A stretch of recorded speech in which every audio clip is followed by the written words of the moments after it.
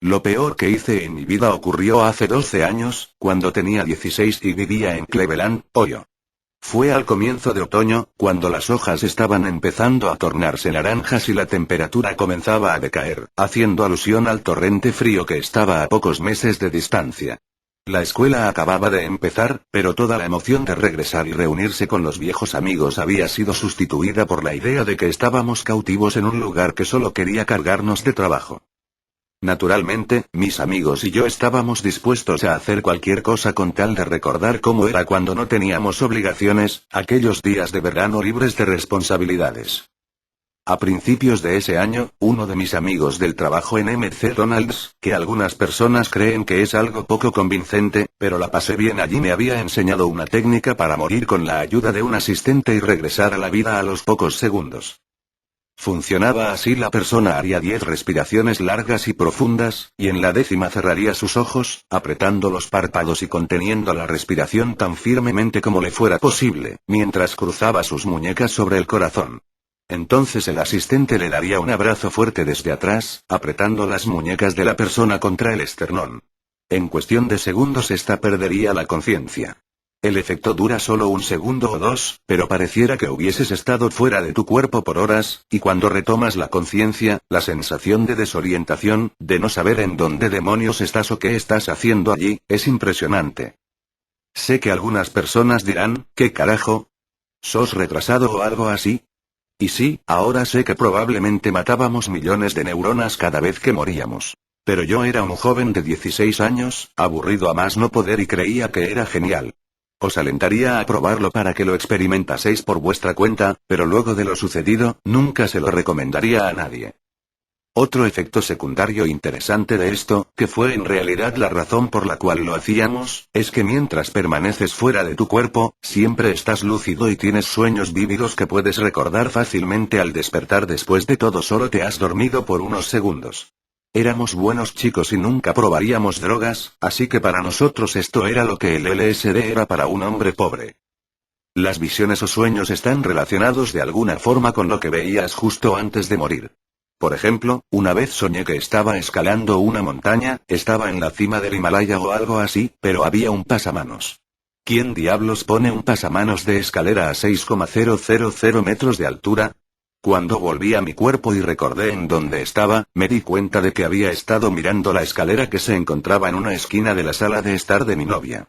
En otra ocasión, tuve una visión de Pedro Picapiedra sonriendo y levantando sus manos delante de un mural con el logotipo de la ERAD, Educación de Resistencia al Abuso de Drogas, un programa en el cual policías enseñan a los niños de escuelas públicas sobre estos asuntos, y cuando volví a mi cuerpo pude ver que mi amigo Brett tenía el mismo logotipo en su camiseta. Ahora, ¿de dónde salió Pedro Picapiedra? No tengo idea. Nuestras visiones siempre eran sobre cosas mundanas, nunca nada raro. Ese día. Como dije, hacía un mes que estábamos en época de clases y hartos de ella. Habíamos salido a pasar el rato afuera, estábamos sentados en las vigas de las torres de alta tensión, en la parte de abajo.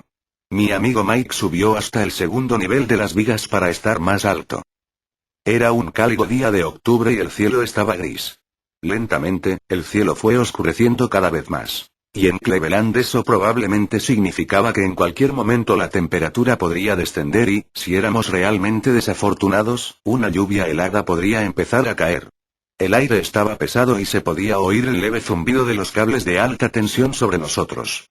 Definitivamente no quería pasar los últimos momentos de una linda tarde de sábado subiéndome a una torre de alta tensión, saltar al suelo y quejarme luego del dolor en mis pies, solo para hacerlo una y otra vez como estúpidos. «Hey, vamos a morir por un rato», dije. Para ese tiempo, dejar nuestro cuerpo no era tan divertido como cuando lo descubrimos, pero era mucho mejor que lo que estábamos haciendo. Vince estuvo de acuerdo, al igual que Richard, pero Mike, el que saltaba desde más alto de la torre, preguntó de qué carajo estábamos hablando.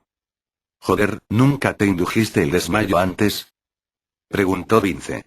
Mike respondió que no, él había pasado todo el verano en casa de su madre y no estaba al tanto de lo que nosotros habíamos hecho. «Amigo, tienes que probar esto. Mira, te mostraremos». Vince y yo nos bajamos de la torre, cayendo de pie en el césped. Yo hice las 10 respiraciones, apreté los ojos y contuve la respiración. Entonces sentí a mi amigo presionar sus brazos contra mi pecho y, de repente, como si fuese lo más natural del mundo, una langosta gigante estaba trepándose a una de las torres, bajo el mar. Algas marinas crecían del fondo de arena bajo mis pies. Lo siguiente que recuerdo es que cuando desperté Vince y Richard me estaban preguntando, amigo, ¿qué has visto? ¿Qué has soñado?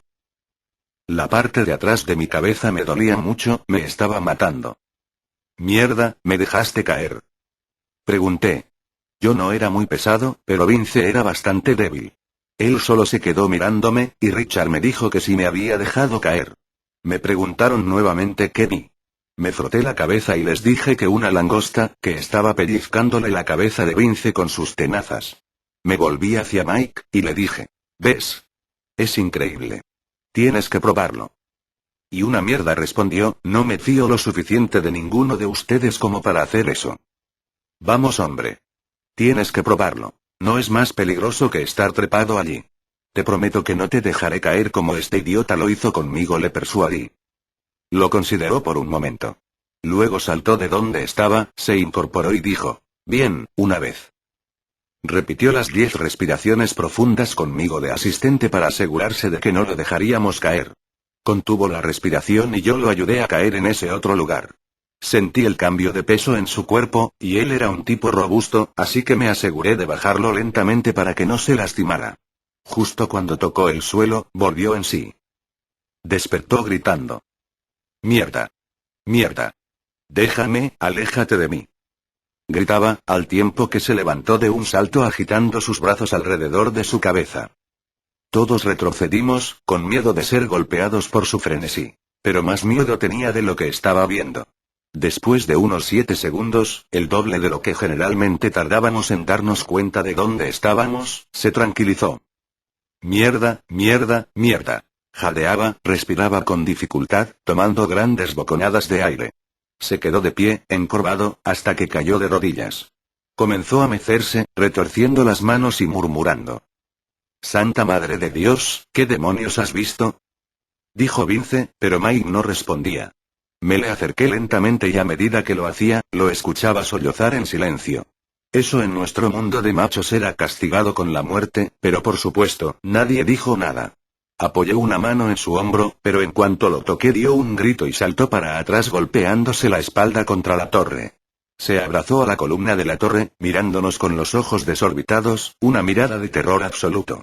Pensaría quizá que éramos demonios del Averno. Si en algún momento pensé que estaba bromeando, esa mirada me quitó toda duda. Eso, y lo que sucedió después. Ninguno dijo nada. A los 10 minutos Mike se había tranquilizado lo suficiente como para que Richard lo acompañara a su casa. La temperatura había decaído y comenzó a llover. Le dije a Vince que me iba a mi casa, y le dije que nos veríamos mañana. Siempre pasábamos los días lluviosos jugando Mortal Kombat en nuestro SNES, pero no dijo nada. Probablemente querría pasar un tiempo a solas para reflexionar sobre lo que había pasado. Como yo. Al día siguiente fui a ver cómo estaba Mike, pero él y su familia salieron todo el día. Le pregunté más tarde a dónde habían ido, pero no me respondió. Creo que fueron con un psicólogo puesto que cuando lo vi de nuevo, el martes, parecía estar mejor. Los siguientes días nos juntábamos normalmente, como antes, pero Mike aún no decía lo que había visto. Hablábamos de cosas sin importancia. No fue hasta el sábado de esa semana cuando me contó lo que pasaba. Estábamos caminando por una calle tranquila del barrio hacia el puente peatonal que cruza el arroyo. Yo hablaba de una chica mayor que conocía, cuando me interrumpió de repente. No voy a estar aquí mucho más tiempo. ¿Cómo?, le pregunté. Vendrán de nuevo esta noche, esta vez ya no creo que sea capaz de aguantar. ¿De qué estás hablando? ¿Quién vendrá esta noche, Mike? Las manos, las voces. Para ese punto ya me estaba asustado. Balbuceé estúpidamente un par de veces, y luego dije, estúpidamente, ¿qué manos? Por la noche miro el árbol por la ventana y luego todo se pone negro. Entonces veo decenas, cientos, miles de ellas empujando contra el vidrio. ¿Y qué haces? Retrocedo, durante toda la noche, pero estoy cansado. No puedo mantenerlas afuera más tiempo. Y las voces dicen que tengo que dejarlas entrar, voces de niños pequeños. Voces y manos de niños pequeños. Bajó la voz hasta ser un susurro. Me di cuenta, por lo que dijo luego, que estaba luchando para contener el pánico. Y a veces, veo sus caras, dijo, con voz temblorosa. Lo acompañé a su casa. Se detuvo en la puerta y finalmente, levantando el rostro, me dijo: dile a Vince que puede quedarse con mi Nintendo. Él no tiene uno y su madre no le comprará uno. Richard puede quedarse con mis discos. Sé que a ustedes no les gustan, pero a él sí. Empecé a decirle algo, pero se dio vuelta y entró en su casa. Me gustaría haber llamado a la puerta y ofrecerle quedarme con él, pero teníamos 16 y los chicos de esa edad ya no hacían eso. Me fui a mi casa. Dormí mal, asustado, escuchando cada crujido y quejido que hacía la casa. Generalmente dormía con las persianas abiertas, pero esa noche, cerré todo. Al día siguiente nos enteramos de que alguien había irrumpido en la casa de Mike. Vi una patrulla de policía en la entrada de su casa. Mis peores temores se confirmaron cuando noté que la ventana de Mike era la que había sido violentada. Mike había desaparecido, y fue todo lo que nos dijeron. Nos hicieron muchas preguntas, buscaban algún pervertido que lo hubiera secuestrado, pero no obtuvieron información de nosotros puesto que no teníamos nada que ver, lo que no era del todo cierto. Su foto apareció en todos lados, y todavía lo están buscando. Cuando todo terminó, me fui a la biblioteca para investigar qué mierda había pasado, pues el internet no era tan eficiente en aquella época. No encontré mucho. Lo más relacionado que encontré fue algo que aprendí tiempo después, en mi clase de Historia Universal. Al parecer, los sacerdotes egipcios usualmente se encerraban a sí mismos en ataúdes el tiempo suficiente para morir, mientras que luego eran resucitados y así podían contar lo que vieron en el inframundo, el tiempo que estuvieron muertos.